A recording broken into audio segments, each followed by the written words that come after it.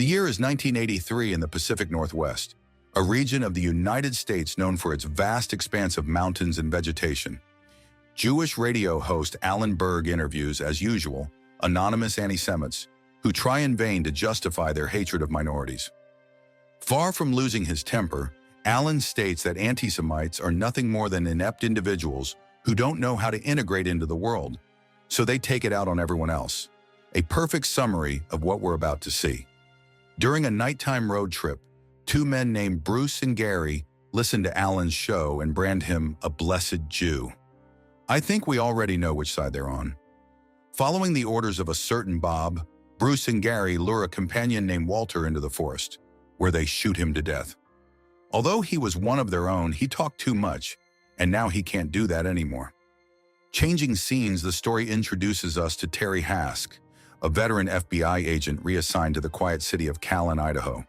It's so peaceful that the local FBI field office had been closed. After years investigating the Ku Klux Klan and the Cosa Nostra, the truth is this respite does him good, especially while dealing with the breakup with his wife and daughters, whom he calls from time to time in an attempt to convince them to come back. They never answer, but he never loses hope. Putting sentimentality aside, the agent reviews the file about his work in the area. The Aryan Nation, a neo-Nazi sect with deep roots in the United States, has just set up a base in Idaho, threatening to destroy the region's peace. Elsewhere, in Spokane, Washington, Bruce, Gary, and David Lane, another one of their group, prepare to rob a bank branch. This time they're accompanied by the leader of their organization, Bob Matthews, a violent man who uses aggression as his primary weapon. The criminals storm the branch and take the money from the vault. During the getaway, they also neutralize an officer and shoot out the tires of his patrol car. The heist lasts only a few minutes. And how could it not if this isn't their first time doing it? Well, these things happen. Matthews allocates part of the money to his pregnant lover, Sila, and then returns to his home, where he hands another portion to his wife, Debbie, excitedly announcing that they can use it for their young son, Clinton's future. While his lover knows very well the life he leads, his wife doesn't know quite as much. Back with Hask, he meets the local sheriff, Loughlin, to find out more about the Aryan Nation and its founder, Richard Butler. Although he doesn't like them, the sheriff asks him not to provoke the supremacists, as he believes it's counterproductive to poke the bear. However, Loughlin's deputy, Jamie Bowen, overhears their conversation and offers to help Hask. When Hask arrives at Bowen's home, the agent sees why he's so interested in expelling the Aryan Nation from these lands. His family is of mixed race, which automatically makes them a target for supremacists. Getting back to the case, Bowen reveals that Walter was a childhood friend of his who, unfortunately, was seduced by the Aryan Nation, although at least Bowen got a bit of information out of him. According to Walter, the group is counterfeiting money and was also responsible for a recent bomb attack on a synagogue. It would be great to have Walter as an informant, but the problem is that he's been missing for 12 weeks. Later, Hask meets an FBI colleague, Agent Joan Carney. They barely finish catching up before they're already talking shop. Carney mentions that soon after the Spokane bank robbery, authorities found a failed bomb in an adult store. This coincides with Bowen's suspicions that the supremacists are raising the stakes. Together with Bowen, Hask visits Walter's wife, Bonnie, a frightened young woman who says she never reported his disappearance to the police because he was just a poor drunk. Well, it seems she does miss that poor drunk. Faced with Hask's persistent questions, Bonnie has a nervous breakdown and refuses to say anything. Gently, Bowen reminds her of the friendship they once had, and thanks to that, she tells the truth. The last she knew, Walter went hunting with Bruce and Gary. Following Bonnie's directions, Hask and Bowen arrive at the spot in the woods where Walter was gunned down. They quickly find his body in a shallow, makeshift grave. Hask immediately suspects Richard Butler, so Bowen shows him the way to Hayden Lake, the Aryan Nation's new base. Armed guards and a Nazi swastika greet them. Nevertheless, Minister Butler receives them cordially and makes it clear that although he wants a white homeland, he would never break the law to get it. When asked about Bruce and Gary, Butler notes that he expelled them from his organization a while ago for using its printing press to counterfeit money. Since then, the minister hasn't heard anything about them, and that's why he's surprised to learn they're forming their own, far more radical group. Upon leaving Butler's church, Hask notices a copy of the Turner Diaries, a novel about white supremacy.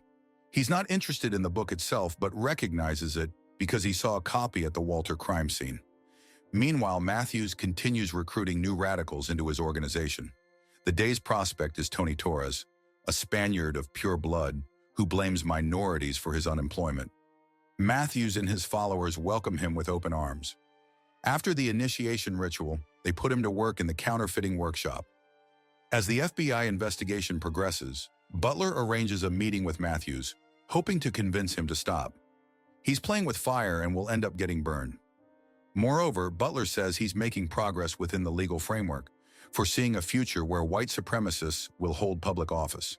However, Matthews dismisses these as the dreams of an incurable idealist. He plans to get results through force, or if necessary, domestic terrorism.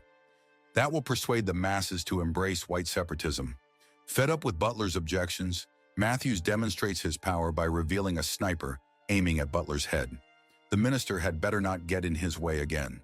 Still, Butler doesn't give up and sends Bowen a copy of the Turner Diaries, along with Gary's address in Seattle. Once there, the police discover the suspect has fled, though they find evidence of his impending crime, a planned bomb attack at an adult movie theater. One of its patrons leaves in the middle of the screening, but not before leaving a backpack behind. Gary achieves his goal. The explosion creates an ideal distraction for Matthews and his men to rob an armored truck that has just stopped at a bank. Hask is the only one who figures out their plan and rushes to respond when the robbery is reported. Despite Carney's insistence that he wait for backup, the agent immediately goes after the thieves armed with nothing but a shotgun. Unfortunately, they slip away right under his nose. Frustrated, Hask vents his anger on Bowen, who froze when it was time to act. In an attempt to de-stress, Hask goes hunting in the forests of Idaho. While he has an elk in his sights, Matthews has him in his own. By pure instinct, Hask turns around, forcing Matthews to hide. Returning to his car, the agent encounters another supposed hunter who knows far too much about his routine. Although he has never seen Matthews' face, Hask senses he's seeing him in person. On another day during an Aryan Nation conference, Matthews bursts into Minister Butler's sermon to speak directly to his brothers and sisters, offering them the chance to join his group, which, unlike their current leaders, promises real results. His words soon persuade the crowd, and Butler is forced to watch as his followers turn their backs on him. Once Hask resolves his differences with Bowen, the latter reveals his theory regarding the new sect in the Turner Diaries. There are a total of 6 steps: recruitment, fundraising, armed revolution, domestic terror, assassination, and finally the day of the rope. The illustration speaks for itself.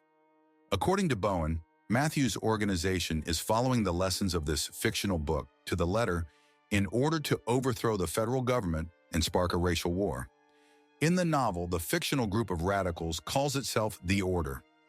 Right now, Matthews and his group are planning to give one of their biggest detractors a scare: Jewish presenter Alan Berg.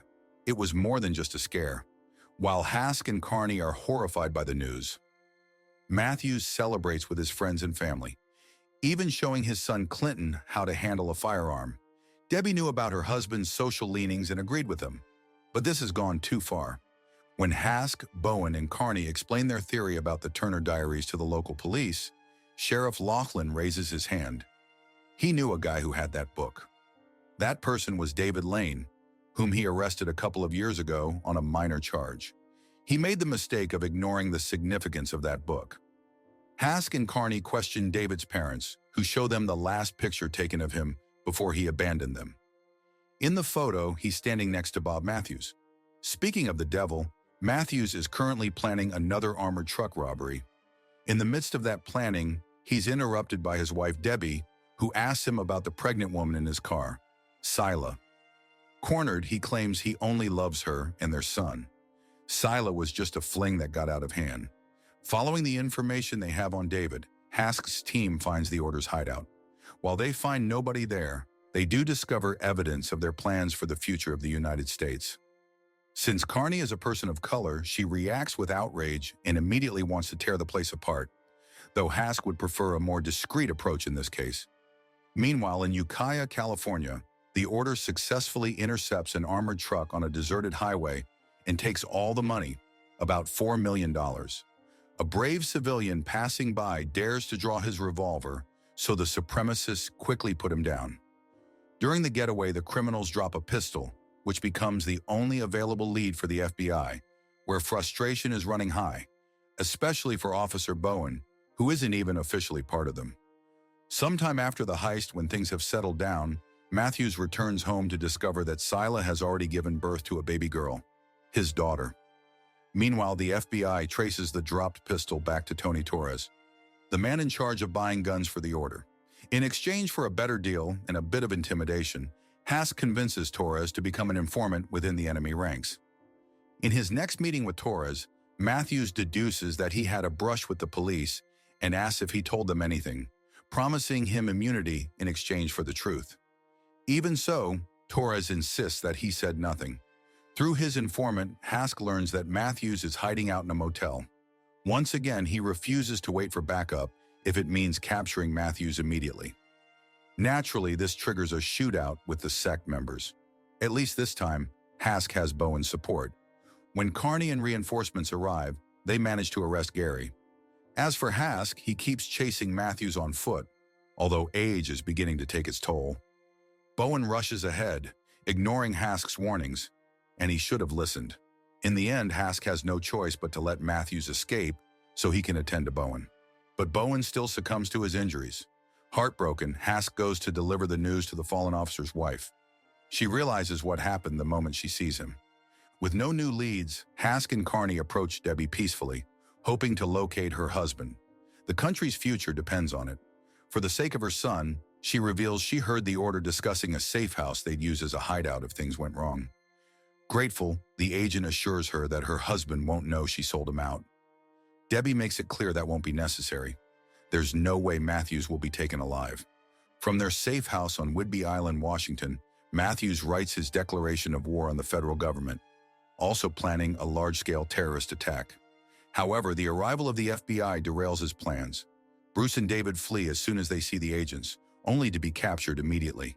Matthews stays behind in the house, turning it into his fortress at the cost of blood. After a first failed entry, the agents try to burn the house down to force the criminal out. Even so, Matthews remains inside, protecting himself with a gas mask. Knowing he won't come out on his own, Hask risks going into the flames to finally capture him. At last, both men have each other in their sights. Rather than repeating past mistakes, the agent offers him a peaceful way out, but Matthews barricades himself in the bathroom. When a cache of ammunition explodes, Hask has no choice but to leave, while Matthews waits for the flames to consume him. Bob Matthews died in that 1984 raid. It took another 2 years for authorities to track down the remaining members of the order. Since then, the Turner Diaries has inspired many other acts of domestic terrorism, including the 1995 Oklahoma City bombing and the January 6th attack on the Capitol. If you want interesting movie recaps, like, share, and subscribe to follow us for more movie recaps.